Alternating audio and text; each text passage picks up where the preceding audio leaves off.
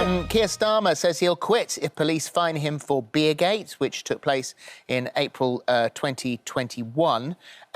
He insists he's absolutely clear, no rules were broken, believes in honour and integrity, saying he's very different from Boris Johnson. The paper's front pages taken varying stances, obviously, depending on the paper's political slant. The Mirror, this is what honour looks like, Mr Johnson.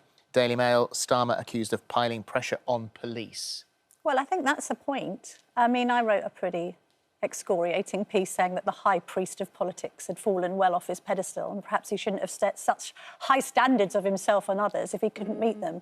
I mean, what happened in that press conference was not really a mea culpa. None of the questions over why Labour has obfuscated and misled the public over what happened during the beer and curry night have been answered. And equally, of course, there's a political play being made here. He's trying to say, well, if I've offered to resign, then that means Boris Johnson must too.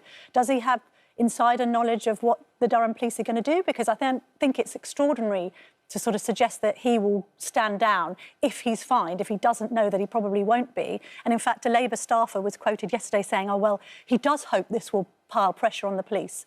Well, that's not particularly honourable or showing integrity. Graeme? So I would say it's exactly that. And moreover, that I think it does a few things. I think, firstly, it holds the government to account for something that they are ill at ease about, which is integrity. You know, this whatever, we'll see, but I would imagine people are going to look at this and think that's a man showing greater integrity than the government has. But moreover, I think it does a thing for Keir as well, which is that, as it stands, people think he's dull, they don't have a personal relationship with him. This is a gamble, you know, this is someone who's put it out there, you know, he's going to respect whatever the police say and so on. But I think it harms the government where they can't afford to be harmed, and I think it progresses him in a way that he needs to, because, you know, frankly, from where I'm from, there isn't a lot of love for Keir Starmer. He needs to make a move like this. I wonder whether the public... I mean, the dull thing, I think the public do find him really boring. I also think they find this notion of perfection boring. Yes. Like someone's perfect. Who's perfect? Yes. This, I'm better than everybody. You know, no, there's been mistakes made here. You know, you can't say to the government, well, you've been untruthful and you've misled and you haven't been clear about the facts, when he himself hasn't. You know, I think the public actually take the rough with the smooth and appreciate that no politician is sort of, you know, the reincarnation of Christ on earth. And obviously, you know, many people would disagree. You couldn't visit your sick relatives in hospital. None of us were doing any of those things, you know. So we had integrity as a country, but we're very disappointed in the fact that it appears that there wasn't there. However, we're still talking about this. There is a massive cost of living crisis, the price of fuel, the price of energy, a war in Ukraine, and the wide, far-reaching ramifications that has on us and the world.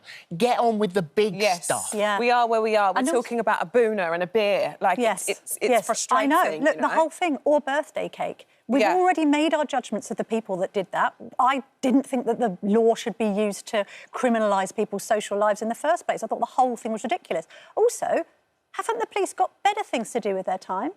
You know, rape convictions at an all-time low. People can't get their burglaries investigated. And now they're going to go over what was delivered by the Spice Lounge. Yeah, like you say, it feels like things are continuing to get overlooked and we're focusing on this. We've got Sue Gray to come over with. That's a thing. I mean, I think the police is one thing. Sue Gray is going to be the sort of final word on this, really. So, I mean, I think after that, fingers crossed, cost of living, but we've got this to come for a little while, I'd imagine.